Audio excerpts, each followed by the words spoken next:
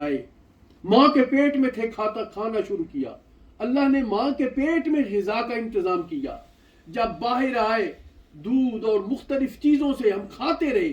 ارے جب تک روح جسم میں ہے کھاتے ہی رہنا ہے، جب روح جسم سے جائے گی پھر یہ کھانا پینا ختم ہوگا۔ ارے بندہ خدا سال میں ایک مرتبہ جب یہ مہینہ آئے تو ہیلے بہانوں سے ہم روزے کی اس عظیم عبادت سے اپنے آپ کو کیوں محروم کرتے ہیں؟ رب کے محبوب فرماتے ہیں کہ بغیر حقیقی شرعی عذر کے بیماری کے کسی نے ایک دن رمضان کیا ایک روزہ چھوڑا تو ساری زندگی وہ نفلی روزے رکھتا رہے اس کے برابر نہیں بن سکتا۔ تو پھر جب اتنی عظمت والا یہ مہینہ ہمارے پاس ہے تو یہ نفس کی بات نہیں ماننی چاہیے، شیطان کی بات نہیں ماننی چاہیے۔ اور پھر یہاں اللہ کا کتنا کرم ہے، ہم جہاں بیٹھے ہوئے ارے یہاں تو روزہ کہتا ہی کچھ نہیں ہے۔ وہ دیکھیں نا جہاں گرمیاں پڑ رہی ہیں، جہاں کھانے کو کچھ نہیں ہے، پینے کو کچھ نہیں ہے، محنت مزدوری کرتے ہیں اور پھر بھی وہ روزہ نہیں چھوڑتے۔ جنہوں نے رکھنا ہے انہوں نے رکھنا ہے۔ تو یہاں تو پتہ ہی نہیں چلتا، ابھی وہ پچھلا جو کھانا پینا سحری کا ہوتا ہے وہ ہضم نہیں ہوتا تو مغرب کا ٹائم ہو جاتا ہے۔ تو یہاں تو روزہ کہتا ہی کچھ نہیں ہے۔ اس لیے نفس کے چکر سے باہر نکل کے ہمیں اس پیارے ماہ میں پورے کا پورا مہینہ روزہ رکھ کر اللہ رب العزت ہمیں توفیق مرحمت فرمائے۔ حضرت ابو سعید خدری رضی اللہ تعالیٰ عنہ آپ ارشاد فرماتے ہیں کہ جو ایک دن اللہ تعالیٰ کی رضا کے لیے روزہ رکھتا ہے اللہ تعالیٰ اس کے چہرے کو جہنم سے 70 سال کی مسافت سے دور کر دیتا ہے۔ یعنی جہنم میں جانا دشوار ہو جاتا ہے، مشکل ہو جاتا ہے اس کا۔ کیوں؟ کہ اس نے ایک خوبصورت عبادت کی ہے، اس نے روزہ رکھا ہے، صبح سے لے کر شام تک بھوک اور پیاس کو اس نے برداشت کیا ہے، لہذا رب کی رحمت کے دروازے کھلتے ہیں اور جہنم کو دور کر دیا جاتا ہے۔ اور پھر یہ رمضان المبارک کا ہر دن، رمضان المبارک کی ہر رات، ہر لمحہ کتنا خوبصورت لمحہ ہے۔ حضرت ابو سعید خدری رضی اللہ تعالیٰ عنہ ارشاد فرماتے ہیں کہ رسول اللہ صلی اللہ علیہ وسلم نے ارشاد فرمایا ان للہ تبارک و تعالی عتقاء فی کل یوم و لیلۃ، یعنی فی رمضان، کہ اللہ رب العزت وحدہ لا شریک رمضان مبارک کے مہینے میں ہر دن اور ہر رات جہنم سے آزاد فرماتے ہیں لوگوں کو۔ جہنم سے آزادی کے پروانے جاری ہوتے ہیں۔ جیسا ہی یہ رمضان کا مہینہ آتا ہے، دن ہو رات ہو، وہ رحمان الرحیم مولا اس پیارے مہینے کی رحمت اور برکت کی وجہ سے ہر لمحے جہنم سے آزادی کے پروانے جاری فرماتے ہیں۔ اور دوسری نعمت کیا ہوتی ہے؟ فرمایا وَإِنَّ لِكُلِّ مُسْلِمٍ فِي كُلِّ يَوْمٍ وَلَيْلَةٍ دَعْوَةً مُسْتَجَابَةً۔ ارے بندہ خدا رمضان کے ہر دن میں، رمضان کی ہر رات میں، ہر لمحے جو تو دعا مانگتا ہے رب کی بارگاہ میں قبول ہوتی ہے۔ تو کتنی محرومی کی بات ہے کہ تھوڑا سا منہ چلانے سے ہم اپنے آپ کو باز نہ رکھیں تو اتنی بڑی نعمتوں سے محروم ہو جاتے ہیں۔ کھا کے کیا ہو جائیں گے؟ ارے جہنم کا ایندھن ہی بن رہے ہیں، اپنے جسم کو موٹا تازہ کر رہے ہیں جہنم کی سزا کے لیے۔ ارے کیوں نہ رب کی اطاعت کے لیے بھوک پیاس کو اس کو برداشت کرے، جہاں اس ملک میں نہ بھوک لگتی ہے نہ پیاس تنگ کرتی ہے، تو پھر بھی ہم روزہ رکھنے سے اپنے آپ کو محروم کر رہے ہیں۔ اور پھر جب بندہ روزہ رکھ کے رب کی بارگاہ میں دعائیں کرتا ہے، کیا وہ دعائیں رب کے حریم ناز میں قبول ہوتی ہیں؟ حضرت ابو ہریرہ رضی اللہ تعالیٰ عنہ ارشاد فرماتے ہیں کہ رسول اللہ صلی اللہ علیہ وسلم نے ارشاد فرمایا ثلاثة لا ترد دعوتهم الصائم حتى يفطر والامام العادل ودعوت المظلوم۔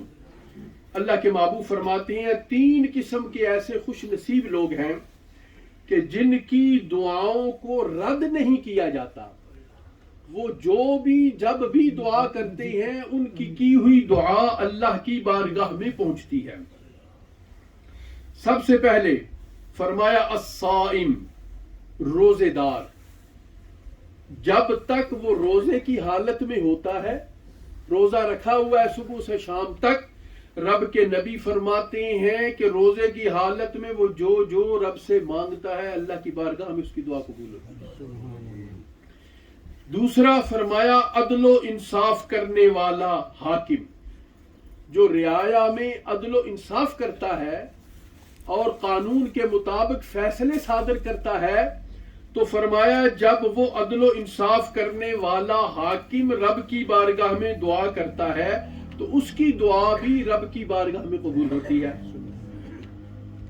اور فرمایا دعوت المظلوم، جس پر ظلم و ستم کیا جا رہا ہے، اور انسان بڑا عجیب ہے، اس کے پاس دولت آ جائے تب بھی اسے آنکھیں پھر جاتی ہیں، اس کے پاس اقتدار اور اختیار آ جائے پھر بھی اس کی آنکھیں پھر جاتی ہیں۔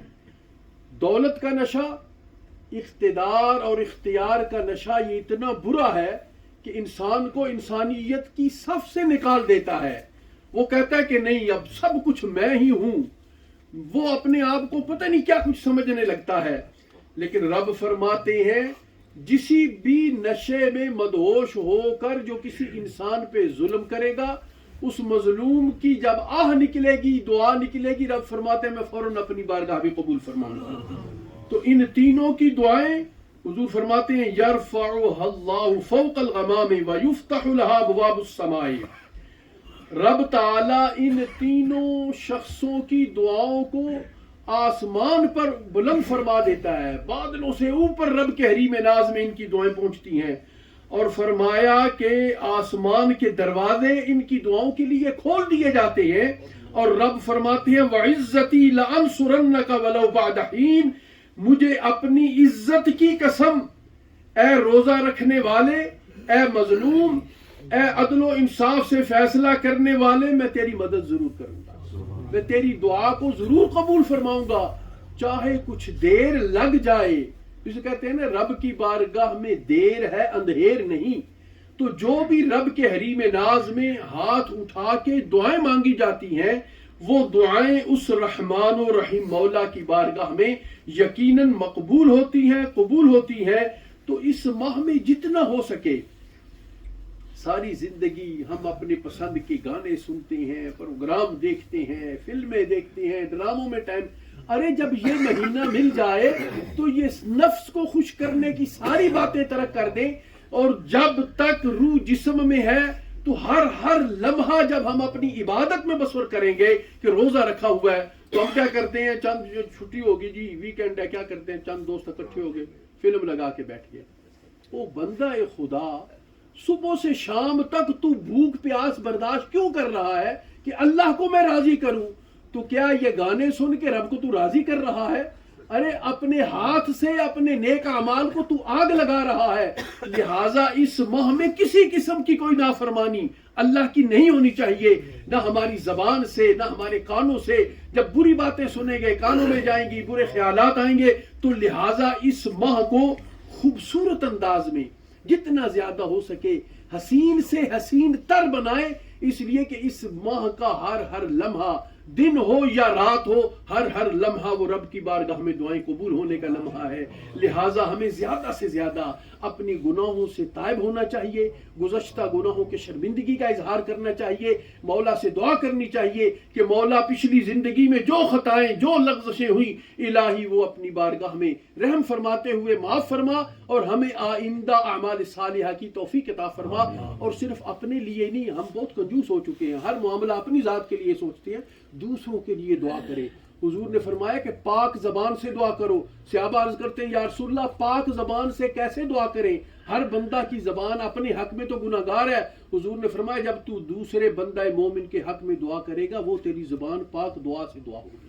تو پاک زبان سے دعا، اس لیے کنجوسی دنیا کے معاملے میں نہیں، جب رب سے مانگے تو پھر سب کے لیے مانگے، اپنے لیے، اولاد کے لیے، ماں باپ کے لیے، عزیزوں رشتہ داروں کے لیے، پوری امت مسلمہ کے لیے دعا کرے، اس لیے کہ یہ دعائیں یقیناً اللہ کی بارگاہ میں قبول ہوگی۔ اللہ رب العزت ہمیں سب سے زیادہ اپنے اعمال کو بہتر بنا کر آخرت کی تیاری کرنے کی توفیق دے۔